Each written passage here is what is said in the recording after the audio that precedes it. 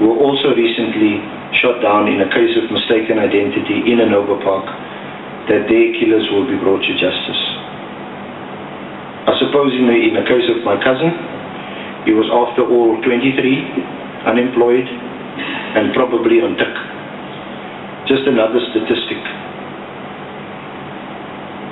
What about the gun that was used to kill Senzo Mayiwa?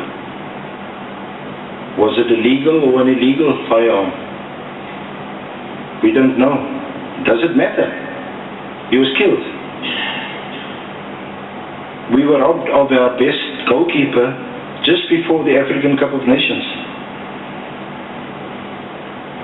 Arguably, his death was the reason why we lost AFCON, because as all of us know now, that he had never before conceded a goal, but in the football administrators, ordinary footballers or players who participated in the tournament, to ask when are the killers of Senzo Mayiwa going to be apprehended and brought to justice. They found it quite extraordinary that he was killed in front of what appeared to be eyewitnesses, and no one has yet been brought to justice.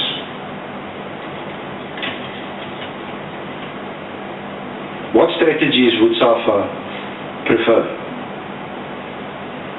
SAFA maintains that ultimately only accredited and properly vetted law enforcement officers, whether public or private, must be permitted to possess what is called handguns or small arms or firearms, and those in certain defined categories. I think they are found in the Firearms Act.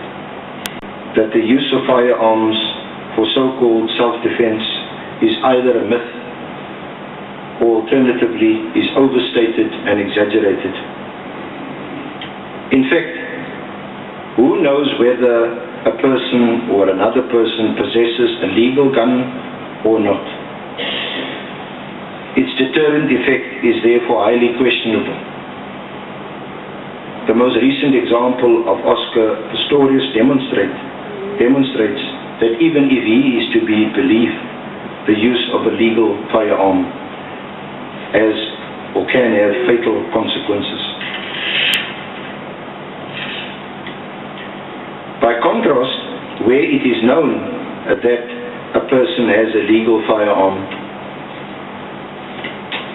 the chances are significantly higher that a burglary or a robbery will occur, and that there's likely to be a gun in a middle class or upper class suburban area. That this is so places many of our compatriots who own also legal firearms, we place them at risk. A recent example is a colleague of mine who also practices as an advocate and who also happens to be a police reservist. He had a break-in his house, and when he walked into the lounge, he was apprehended. He was held not at gunpoint but at knife point, at panga point, and the first question that he was asked is whether he had a gun in his house. For the return on an anonymous basis of all illegal firearms, and for those owners of legal firearms also return them if their firearms have fallen into disuse, because it is self-evidently dangerous to possess a gun. The chances are that if stolen, that it will actually be used to kill you or to maim you.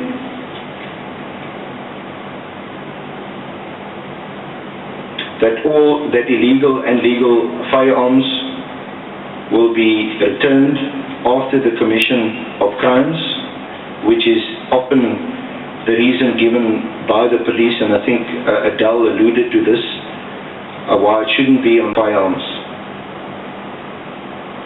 Thirdly, we must declare all sports venues or arenas, whether it's soccer, cricket, rugby, or any other code, gun-free zones, like we did in 2010. when we hosted the World Cup. Why did we do it for FIFA and we cannot do it for our own citizens?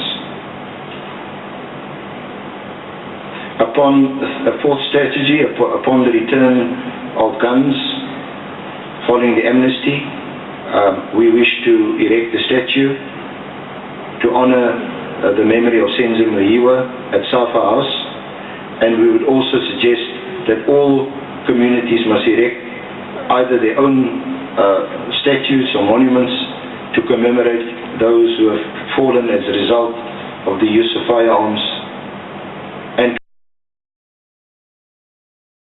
enforcement. But again, as already been pointed out during the course of today, we cannot do so if we lack the capacity